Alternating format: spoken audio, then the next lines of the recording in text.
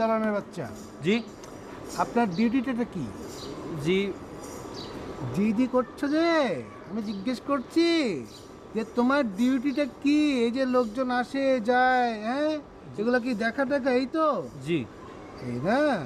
তাহলে আমি যে এই যে 3 বার 4 বার করে চোখের সামনে দিয়ে ঢুকলাম বেরোলাম, দেখেছো? জি তাহলে তাহলে আমাকে স্যালুট দাওনি কেন? স্যার আপনি তো অফিসের কেউ না, ও আচ্ছা, আমি কে? আপনি মুনিশ স্যারের ফ্রেন্ড। আর মুনির স্যারটা কে? মুনিশ স্যার আমাদের